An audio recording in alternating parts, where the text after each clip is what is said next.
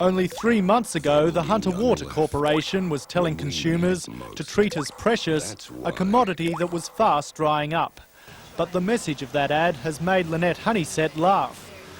For years, water has constantly flowed through her Waratah front yard, water she says that's leaking from a reservoir at the back of her home, turning her lawn into a swamp. It's appalling. I mean, people coming past off the street, their faces of disgust. Our visitors can't come through the front entrance of the house. Lynette says there's been a stream of Hunter Water employees look at the problem, but nothing's been done. So she's erected this sign to make it clear to passers-by she's powerless to stop the flow. Lynette's neighbour, Joan Fraser, says cracks and gaps have started to appear in her house. We've had engineers' reports, we've had 2 engineers' reports, and they say that it's moisture in the soil that's hurting the foundations. Mrs Fraser claims the flow is carrying away real estate values. Who would buy it? Who would buy it? I mean, they want to look at the property, they just don't look inside, they look outside as well. A spokesman for Hunter Water claims the exact source of the seepage is yet to be determined, but temporary drainage is being installed for the Easter break and more studies will be done over the next 3 weeks. Scott Bevan, NBN News.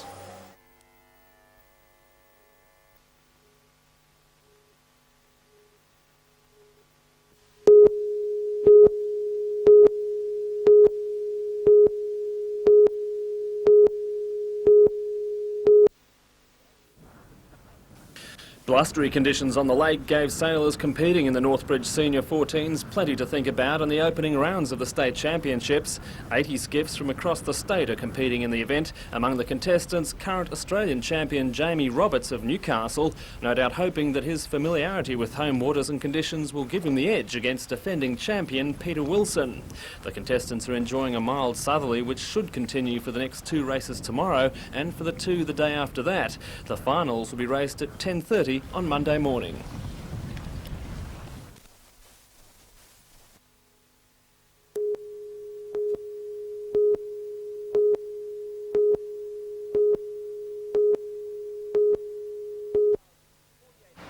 "48 hours into the tournament and a few surprises. The front-runners, 22-year-old Queenslander Calvin Kirkow and South Australian Ian Taylor.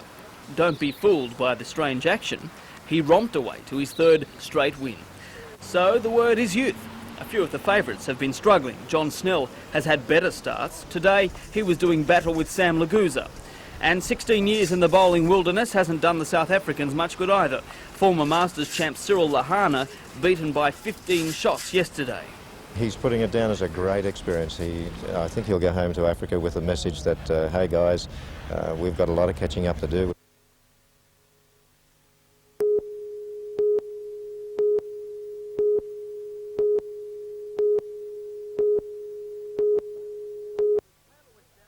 Taylor went down to Brisbane's Chris Aylward, 6'4", 6'7", 6'3". It's the 67th Classic, 300 competitors from as young as 8 up to 70. And the locals are making their mark. In the men's, Lismore's Paul Mooney has carved a path to the quarterfinals. Lindley Reef has done similar in the women's. Prize money totals $5,000, $400 for the top man. The champion woman will pocket $300. The quarter and semi-finals will be played tomorrow with the finals on Monday. And right up your alley, the 3rd East Coast Invitational for disabled bowlers. 366 entrants from Maitland, Brisbane and Lismore. It's a 2-day comp, singles, doubles and team events. The king and queen of the championship were announced today, Joanne Shearer and Malcolm Horton, both from Brisbane.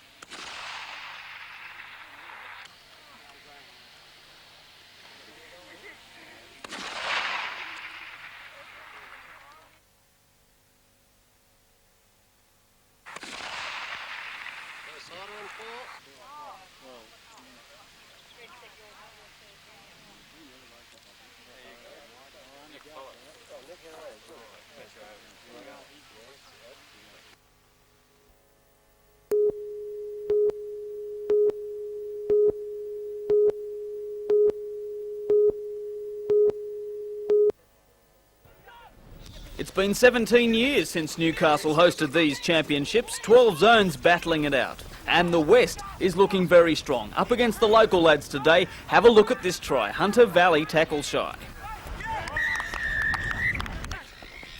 And again. The final score, Central West 25, Hunter Valley 12. The Southwest also had a big win over the far south coast, 24-3.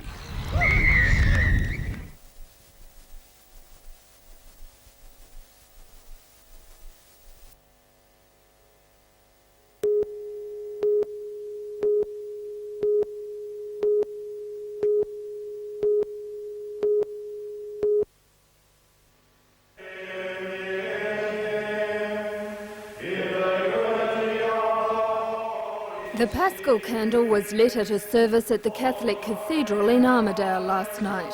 Bishop Kevin Manning said the Mass. During the ceremony, these people were baptised into the Catholic faith. Easter services were held throughout the area today.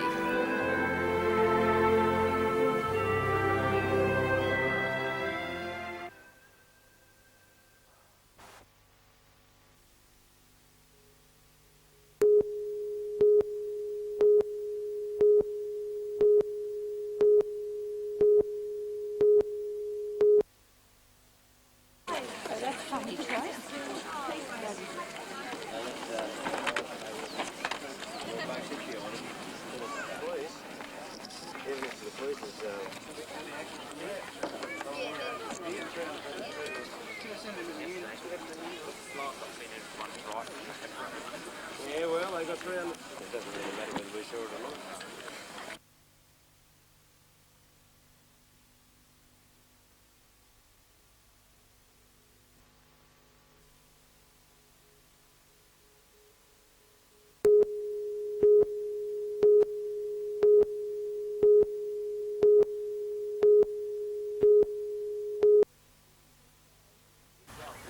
The Sydney Wheelchair Tennis Committee set a goal this year to hold their wheelchair competition in conjunction with an able-bodied tournament.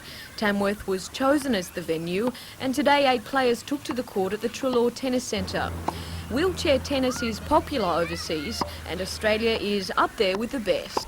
Wheelchair tennis has taken off throughout Australia and internationally. If you wish to play wheelchair tennis, you could play overseas around the world for the whole 12 months of the year. And 2 of our Sydney players are ranked number 2 and number 7 in the world. Also in Tamworth, the Easter Bowling Carnival, now in its 44th year. This is the 2nd year in a row that the Tamworth City Club has hosted the event. The men's pairs were played today. They'll contest the final tomorrow.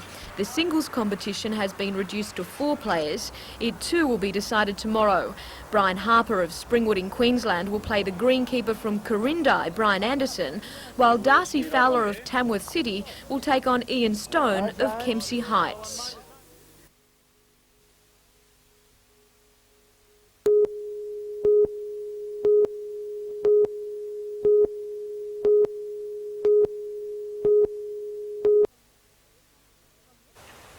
From next year, budding lawyers will be able to study the course at the university in Armidale.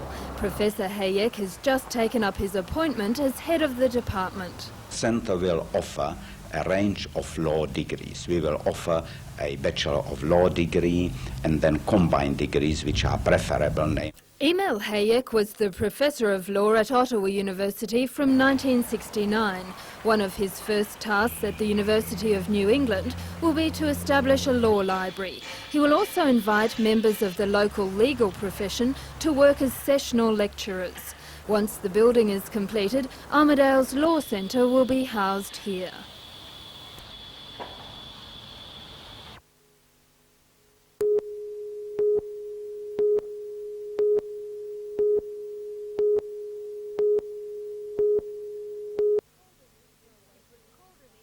It was called an Easter Awakening.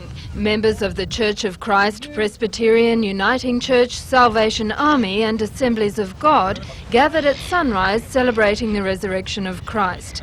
Church leaders hope to make this Easter Sunday service an annual event. In preparation for today's religious service, many of the same people had taken part in a Palm Sunday peace march last weekend.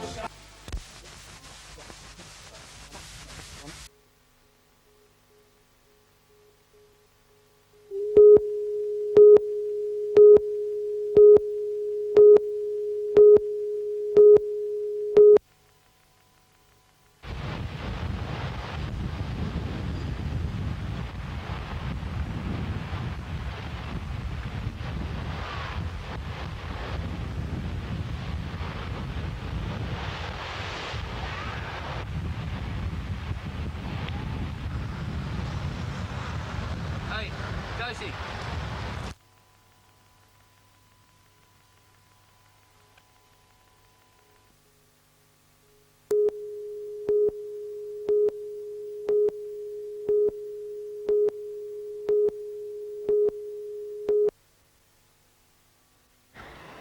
Play started on Good Friday with a round robin.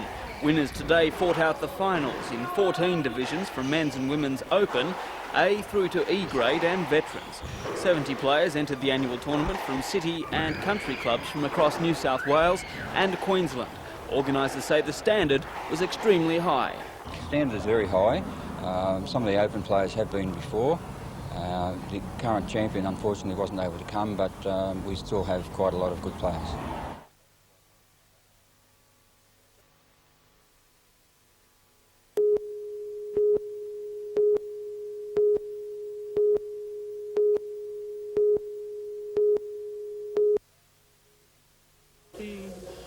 Patris et Filii et Spiritus Sancti.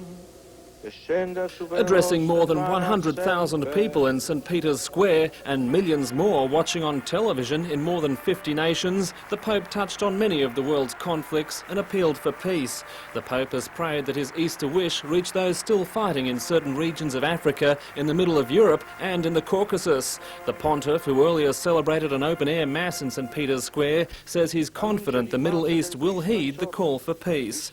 He's also expressed solidarity with the Cambodians, who he says are struggling to shake off more than 20 years of civil turmoil.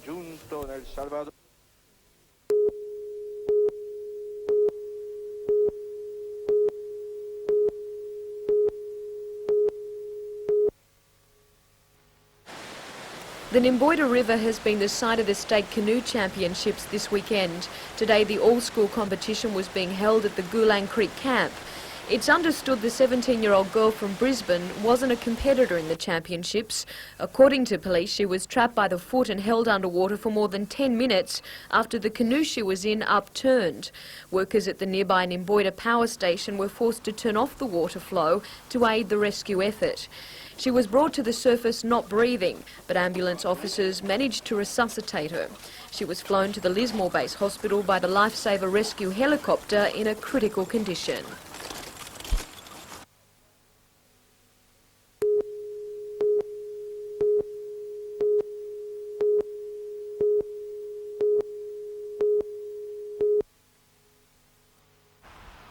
Last night, Kirkau beat 4-times winner Bob King in the second semi-final. It was a marathon, 5 hours. This morning, he had to turn around and do it all again, up against Aussie Bowls legend John Snell in the final.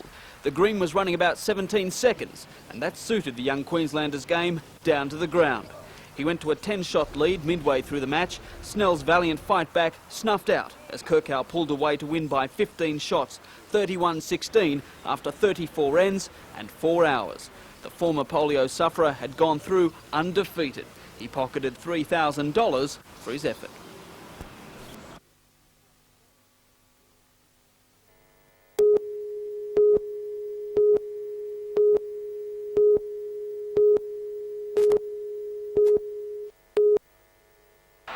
Over the years, Robbie McCormack has been Mr. Consistency for Newcastle, playing in the centres or at 5'8". But in the New Look nights in '92, the fleet-footed 27-year-old has moved into the forwards, playing hooker. A couple of big fellas like Chief and Sergeant that are around me, you go in pretty confident into the scrums. But McCormack was playing as understudy to David Mullane, only running onto the paddock as a reserve. 2 weeks ago, Mullane was sidelined with a shoulder problem, and McCormack made the most of his chances with a brilliant game against Manly in Auckland and a sound performance against Gold Coast last Sunday. And the good form hasn't gone unnoticed, with his selection, albeit as a reserve, for the country squad. A bit of a change. I hoped to make country a few years ago as a back and never made it, but now I'm in here, well, who's complaining? Robbie says he's keen to give the selectors another good performance with selection for the State of Origin series just around the corner. You always look higher, and I've gone one step, so if I can go a bit further this year, it'd be nice. If not, we'll try again next year. Meanwhile, the Knights have named their team for the clash with the Broncos on Sunday. Ainscough comes in for the injured Kemp. Sargent, Harrigan and McCormack will double up after their representative duties on Friday.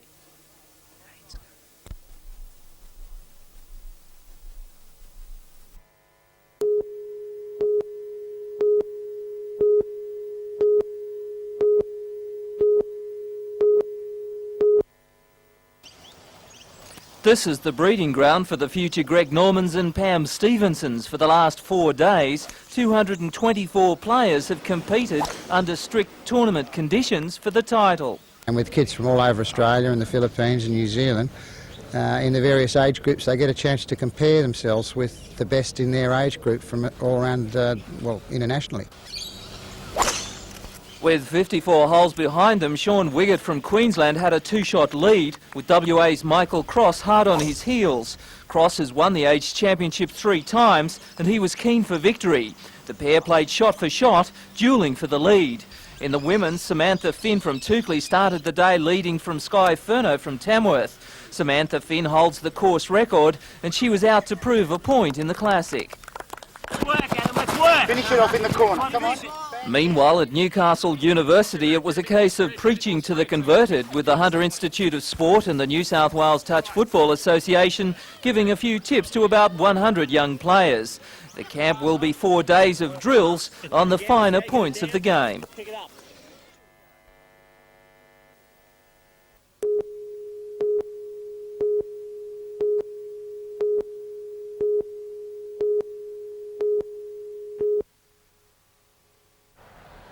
The legacy of lead fallout on the lakeside suburbs of Argenton, Bullaroo and Spears Point has been around a lot longer than the toddlers it now poses the biggest threat to. Lead in the bloodstream attacks the central nervous system of children and impairs development. Infants and school children in the 3 suburbs are now subjected to tests every 6 months. Now, on their second checkup, most of the 90 1- to 4-year-olds tested have returned lower lead levels, but more than a dozen have registered higher readings. What we need to do now is to arrange things, either physically or by procedural things, to make sure that we don't expose children to further lead. Greater community awareness about learning to live with lead has brought about a safer environment for children. Wet mopping and cleaning in the home, as well as campaigns encouraging children to drink milk, are helping to combat the inescapable. During the holiday break, the Department of Education is ridding schools in the area of dangerous lead build-ups in the ceilings. We found some high levels of lead in the dust in the ceiling cavities. We felt that if we exposed the roof and the wind got at it, it would swirl that dust around. So we've taken the opportunity during the school holidays to remove the dust from the ceiling cavities. The Health Department and Environmental Protection Authority are preparing an overall management strategy to be presented in May. It's likely to carry recommendations on buffer zones, smelter emission levels and ongoing testing of children. We think that the remedial work that will be presented to us by the Environmental Protection Authority will make the environments fairly safe as can be under the shadow of the smelter.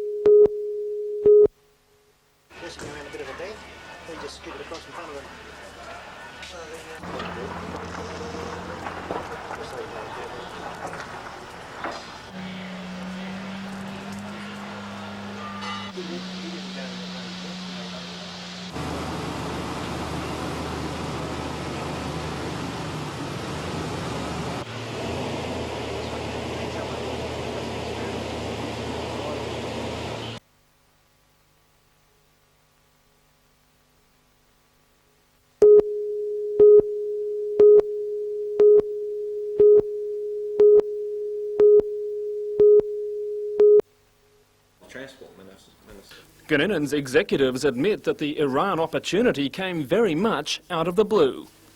Well, it was a ministerial visit to Australia by the Transport Minister from Iran, together with the head of the railway system. And in travelling through Sydney, they saw the Tangara train and decided to find out who built it. The Iranian government task force was so impressed by the Tangaras that they entirely revised their tendering program to include Guninans. The Iranian Transport Ministry has already given the company details of what it requires for Tehran. It's believed they want about 60 carriages valued at about $150 million, and they have no desire to carry out construction in their own country. All the work would be carried out by Guninans in Newcastle. This is Gunninan's first venture into the Middle East, and they admit to having spoken to other companies who are trading regularly with Iran. The reports they're receiving are favourable. It's certainly not an area of the world we were marketing in and or even targeting, so yeah, in that sense it is a surprise. It's understood Iran is anxious to begin delivery of the new carriages as soon as possible. If Gunninan's is successful, they could be delivering within the year. Tom Hilston, NBN News.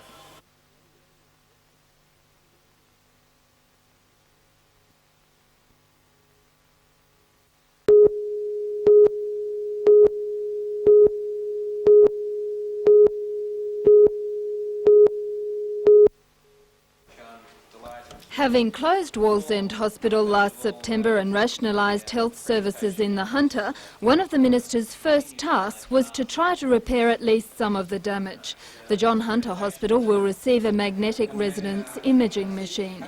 It's a valuable diagnostic tool used for serious brain and spinal diseases. However, it's understood that most of the $2.5 million was funded by the federal government, not the state. 2 heart-lung machines were also unveiled. A delegation of senior doctors presented a long list of suggestions about how the Hunter's health service could be improved. Concerns were raised about waiting lists both at the John Hunter and the Mater hospitals. The community is probably not aware that our patient workload has been doubling about every 2 years in parts of the cancer services. We're starting to get to the stage where we may have some waiting lists, and that concerns the doctors. After listening to their submissions, the Minister explained the reality of funding health care. While he pledged a fair share of the cake for the Hunter, there's only so much to go around. I'll take you anywhere in Australia and there'll be pressure on acute beds. It's a common problem everywhere about how to ensure that, or how to get the most out of a limited number of dollars and an unlimited demand. Some doctors were disappointed with the response. Outside the John Hunter, a small group of people still angry about the closure of Wallsend Hospital registered their protest. Minister Phillips met with the picketers, but he told them Wallsend will not be reopened as an acute care hospital. Jane Anderson, NBN News.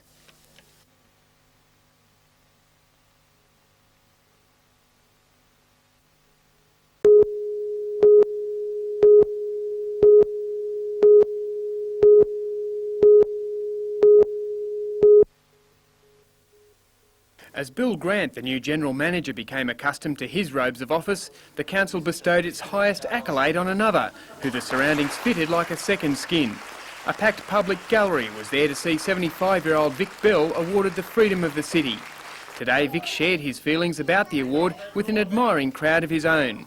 In the past, the honour has been reserved for the long-serving heads of local government such as Joy Cummings, Frank Purdue, Charlie Jones and Arthur Wade, some of who taught Vic the ropes and the principles of local government.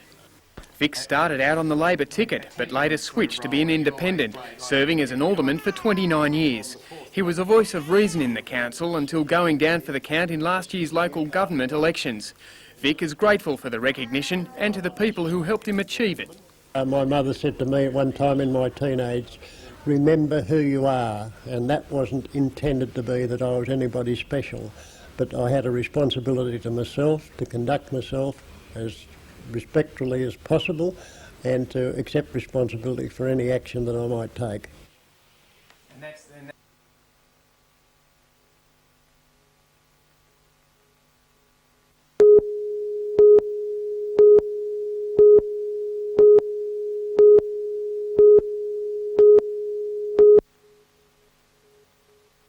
Tragically, about 30 people sustain head injuries in the Hunter every year. The task of settling back into the community can often be traumatic. It's hoped that the establishment of this unit for brain-injured patients will make the journey a little easier. The 6-bed transitional living unit was opened today. Medical specialists and allied healthcare workers will help patients overcome problems including speech and mobility. The aim of the unit is to help people live more independently. The purchase and renovation of the building was funded by the Motor Accidents Authority. It cost about $500,000 to run the unit, which is jointly funded by the Health Department and the Brain Injury Rehabilitation Program.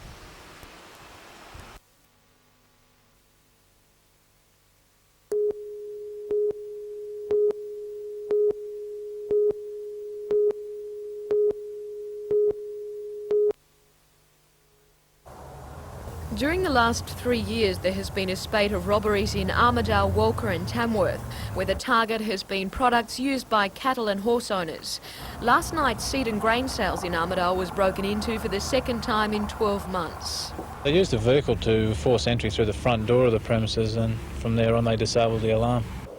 4 products were taken: Equimec, Ivomec and Avomec, as well as cones and cutters used for sheep shearing.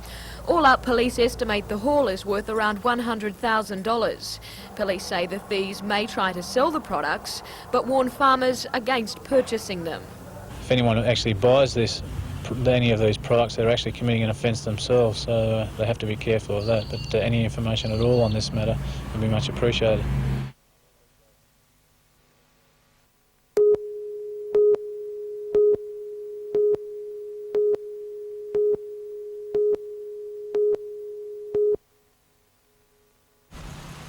Over the next 6 weeks, CES officers will contact more than 1,000 employers in the Newcastle and Lake Macquarie area in a bid to maximise employment opportunities emerging from a predicted economic recovery. The economic forecasters are saying that things are looking better. When that comes to Newcastle, we want to make sure that local employers are in the best position to make use of the resources and to make the most of the money they've got to spend on recruitment and training. The Services Plus program is targeting larger local employers showing at least some potential for growth. The CES says it can offer services beyond just employment broking. We also offer a range of services in terms of wage subsidy programs, incentives to take on apprentices or trainees under the Australian traineeship system.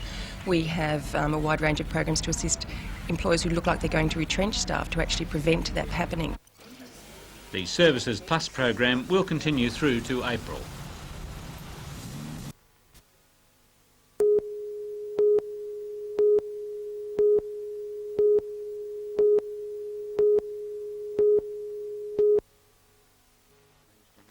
It's all part of a government and forestry plan to achieve better results from the Commission. We, along with a lot of other organisations, are required to become more efficient, more commercially accountable, and it's part of a devolvement of responsibility out of our head office, out of central office, back to the field. The positions are mainly administrative, but all will be voluntary redundancies, mostly from head office in Sydney. The Forestry Commission says 9 regional offices will be trimmed to 5. The Newcastle and Port Macquarie offices will close, with about 10 people in each being offered jobs, probably in the new enlarged office in Taree. And obviously the problem is that it involves a lot of pain for staff, that people have to move from one location to the other, or they're faced with the problem having to decide whether to continue working at all. The loss of 160 positions represents a cut of 10% in the Forestry Commission's workforce. As yet, field positions in the district offices are safe from the axe, but a Commission spokesman warned today cutbacks weren't out of the question in the future.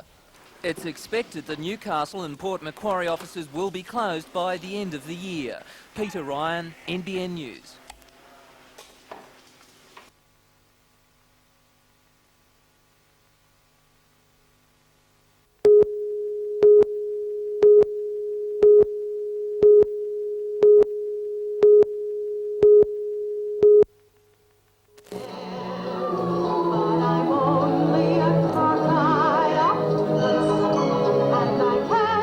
Cessnock's Mayor Marie Callaghan has a right to be optimistic. A few years ago, no one would have picked the city as a model of environmental progress. But today at the Institute of Environmental Health and Building Surveyors Conference, being held in Newcastle, Cessnock Council won a statewide award for a community environmental program. The clean-up campaign included a litter watch and black spot phone-in on dumpers. Bottle banks were set up as part of a comprehensive recycling and energy policy. We've initiated a litter clean-up along our roadsides. Now, we've been complaining about our roads for God knows when. We saw a problem with litter and we're the only council to do anything about it. Support from sponsors, community service groups and many of the area's 45,000 residents helped bring about a change of face for Cessnock. Our people are always ready to help. They're a very real community, they always have been.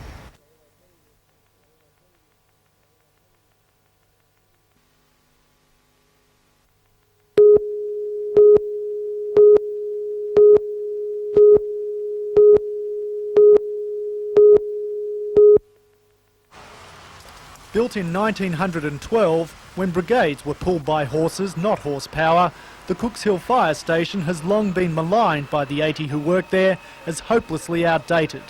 But what time hasn't eroded, the 1989 earthquake did, forcing the firefighters to make do. The members have been working under a fair amount of duress over the last 2 years, living out of demountable buildings. The officers' years of lobbying for a new centre has finally paid off. Emergency Services Minister Ted Pickering today called for tenders to build a state-of-the-art station, which is expected to be ready by June of next year. The new centre will incorporate the facade of the old station, as well as providing 4 new bays for the trucks and a host of facilities for the officers, such as a gym. The building is obviously going to be much more user-friendly. It's going to have all the facilities of a modern fire station, and the turnout procedure will be much more efficient than we have at the moment.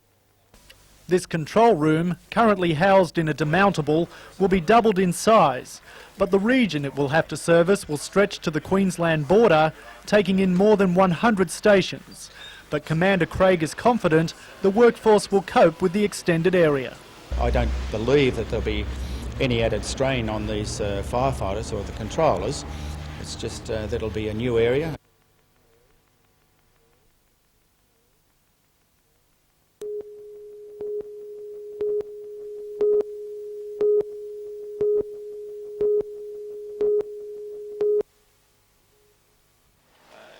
This report is the first step in a long battle to reduce lead contamination in the Lake Macquarie suburbs of Bullaroo and Argenton. It was commissioned by Mayor Doug Carley, and it identifies the major concerns of residents, environmental groups, the Public Health Unit and PASMINCO. 42 recommendations are contained in the report, the main being the establishment of an environmental health centre similar to the one which exists in the South Australian town of Port Pirie. As the home of the largest lead smelter in the world, the town has an ongoing decontamination program, which is coordinated and run by the government-established health centre. Lake Macquarie Council says such a unit will be set up in Bullaroo, possibly here at the Baby Health Centre. According to the report, PASMINCO, the EPA and to a lesser extent Lake Macquarie City Council have little credibility in the community, as they're the ones perceived as having caused the problem. But they're also the group that holds the answer, and the new Environmental Health Centre will help make that happen. People need to have a drop-in centre that's accessible within the community and that's known to everyone, and that isn't cluttered with all the other things that the council desks are cluttered with. Also contained in the report, the need for council to approach the state government for funds. Around 1,500 houses need to be decontaminated in the area. A preliminary estimate is around $1 million. It's a matter of pointing out to the government the importance of addressing this program now. Otherwise, in the future, it'll become too expensive to address. The only criticism of the report is that there is no time frame for implementing the recommendations. But Committee Chairman Brian Gilligan says that's up to Council in its role as coordinating body. What is widely acknowledged by all concerned is that this report is a definite step in solving an insidious problem. Jodie McKay, NBN News.